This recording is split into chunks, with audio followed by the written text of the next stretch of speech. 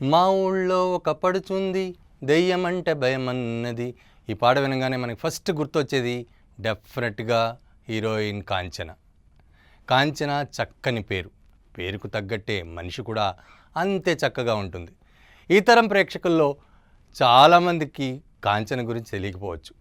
ఆ మధ్య గూగుల్లో ఏదో సెర్చ్ చేస్తుంటే కాంచన ఫోటో కనిపించింది. పాత తరం తమిళ నటి అని రాశారు. తెలియని వాళ్ళు అది నిజమే అనుకుంటారు. కాంచన అసలు సిసలు తెలుగు నటి. వాళ్ళ అమ్మగారిది ఒంగోలు దగ్గర కరవది గ్రామం. పీసపాటి వెంకటరాయ శర్మగారు కాంచన తాతగారు.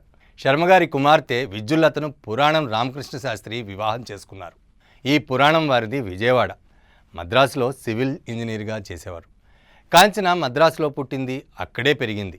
చెన్నైలో ఇంగ్లీష్ కాన్వెంట్లో చదవడం వలన కాంచనకు ఆంగ్ల భాషపై మంచి పట్టు ఉండేది. చిన్నప్పుడే భరతనాట్యం కూడా నేర్చుకుంది. కాంచన అసలు పేరు వసుంధర. చిన్నప్పుడు కరవది వచ్చినప్పుడు ఒక కోయదొర ఆమెను చూసి బంగారు భవిష్యత్తు ఉందని జోష్యం చెప్పాడు. ఆ మాట పెద్దయ్యాక నిజమైంది. ఆమె పేరులోకి బంగారం వచ్చి కాంచన అయ్యింది. తమిళ దర్శకుడు శ్రీధర్ ఆమెకు ఆ పేరు పెట్టాడు. సినిమాల్లోకి రాకముందు తండ్రి ఉద్యోగం మానేసి వ్యాపారం చేయడం, అందులో ఆర్థికంగా దెబ్బతినడంతో కుటుంబ సంరక్షణ కోసం కాంచన ఎయిర్ హోస్టెస్ ఉద్యోగంలో చేరింది. కోలముఖం, కొనదేరిన నాసిక, విశాలమైన కళ్ళు, చక్కని పలువరుసతో కూడిన నవ్వు, స్లిమ్ పర్సనాలిటీ కాంచన సొంతం. ఆ సమయంలోనే కొత్త హీరోయిన్ కోసం వెతుకుతున్న శ్రీధర్ పరిచయమై తన సినిమాలో హీరోయిన్ వేషం ఇచ్చాడు. సినిమాల్లో ఆదాయం బాగుంటుంది కనుక తల్లిదండ్రులు కూడా అభ్యంతరం చెప్పలేదు. కాంచన అలా కాదలిక్క నేరమిల్లై అంటే ప్రేమించే సమయం లేదు సినిమాలో నటించింది. అది సూపర్ హిట్ కావడంతో ఇక ఆమె వెనుదిరిగి చూడలేదు. ఇదే తెలుగులో ప్రేమించి చూడుగా వచ్చింది. సి పుల్లయ్య దర్శకత్వం వహించారు. ఇందులో అక్కినేని సరసన రాజశ్రీ నటించగా జగ్గయ్య పక్కన కాంచన నటించింది. తెలుగులో కూడా తొలి సినిమా హిట్ కావడంతో అప్పటి దర్శకులు కాంచనకు అవకాశాలు ఇచ్చారు. వీరాభిమన్యులో హీరో శోభన్ బాబు పక్కన నటించి అందరి మెప్పు పొందింది. కె విశ్వనాథ్ మొదటిసారి దర్శకత్వం వహించిన ఆత్మగౌరవంలో హీరోయిన్గా అక్కినేని పక్కన నటించింది. ఇది సూపర్ డూపర్ హిట్ కావడంతో తెలుగు సినిమాల్లో హీరోయిన్గా నిలదొక్కుంది. తన పాత్రకు తనే డబ్బింగ్ చెప్పేది. ఆమె డైలాగ్ డెలివరీతో ప్రేక్షకులను ఆకట్టుకుంది.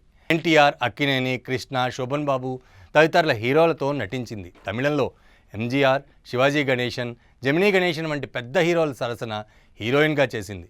కన్నడలో కన్నడ కంఠీరవ రాజ్ కుమార్, అంబరీష్ సరసన, మలయాళంలో ప్రేమ్ నజీర్ తదితరులతో నాయికగా నటించింది. 70వ దశకంలో క్వీన్ ఆఫ్ 70s అని కాంచనను అందరూ పొగిడేవారు. తర్వాత క్యారెక్టర్ ఆర్టిస్ట్గా కూడా చేసింది.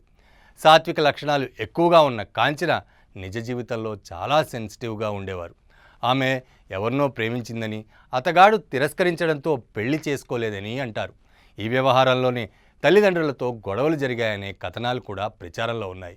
ఈ క్రమంలోనే సినిమాల్లో అవకాశాలు తగ్గిపోతున్న తరుణంలో ఆమె జీవితం అనుకోని మలుపు తిరిగింది. ఆమె ఎవరి కోసమైతే కష్టపడ్డారో, ఎవరి కోసమైతే సినిమాల్లో వేషాలు వేశారో ఆ తల్లిదండ్రులు ఆమెను మోసం చేశారు. వేరే పని కోసమంటూ తెల్ల కాగితంపై సంతకం చేయించుకుని ఆస్తి మొత్తం సొంతం చేసుకున్నారు. కన్న కూతురిపైనే లేనిపోని ప్రచారాలు చేశారు. వారి మాట వినలేదని అక్కసుతో కాంచనను శత్రువుగా చూశారు.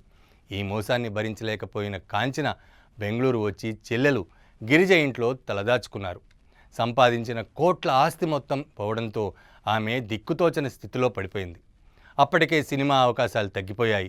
చెల్లెలు ఇంటి దగ్గరలో ఉన్న గుడిలో సేవలు చేస్తూ కాలం గడిపింది. చెల్లెలు ఆమె భర్త సహకారంతో తల్లిదండ్రులకు వ్యతిరేకంగా న్యాయ పోరాటం చేసి పోగొట్టుకున్న ఆస్తిని తిరిగి సంపాదించింది. ఆ ఆస్తులలో దాదాపు 15 కోట్లకు పైగా విలువగల ఆస్తులను 2010లో తిరుమల తిరుపతి దేవస్థానానికి రాసిచ్చేసింది. ఏ నటి, ఏ నటుడు ఇంతవరకు అంత పెద్ద మొత్తంలో తిరుమల వెంకన్నకు విరాళంగా ఇవ్వలేదు. రంభా ఊర్వశి తలదన్నే రమణి లలామ ఎవరీమే, అందెను నేడే అందని జాబిల్లి, నా అందాలన్నీ అతని వెన్నెలలే, పాలరాతి మందిరాన పడతి బొమ్మ అందం, పూజకు వేళాయరా రంగ, పూజకు వేళాయరా. ఇక అసలు తెలుగు ఇండస్ట్రీలో ఎప్పటికీ మర్చిపోలేని సాంగ్ మసక మసక చీకటిలో మల్లెతోట వెనకాల వంటి పాటలు విన్నప్పుడు కాంచన ఎవరికైనా కళ్ళ ముందు కదులుతుంది. చెల్లెలు సంరక్షణలో ఉంటున్న కాంచన ఆ మధ్య అర్జున్ రెడ్డి సినిమాలో కూడా నటించింది. ఆ తర్వాత సీరియల్లో నటించమని ఎందరో అడిగినా అంగీకరించలేదు. ఆమెను బాలీవుడ్ ఇండస్ట్రీలో ఎప్పుడు పెద్దగా పేరు చెప్పుకుంటున్న బాహుబలి డైరెక్టర్ తనని మోసం చేశారని, తనని అవమానించారని కూడా ఓపెన్గా చెప్పిన కాంచన బాహుబలిలో తనని తీసుకోవడానికి నిర్ణయించుకున్నారు. 2 రోజులు షూటింగ్ కోసం కొంత అడిగితే అది తనకి ఎక్కువ అన్నట్టు మాట్లాడారు. అసలు అంత మనీ తాను ఎప్పుడో చూశానని కూడా చెప్పడం జరిగింది. ఏదేమైనప్పటికీ కాంచన అటు తల్లిదండ్రులు మోసం చేసినా కూడా మళ్ళీ నిలదొక్కుని ఇప్పుడు బెంగళూరులో నివసిస్తోంది.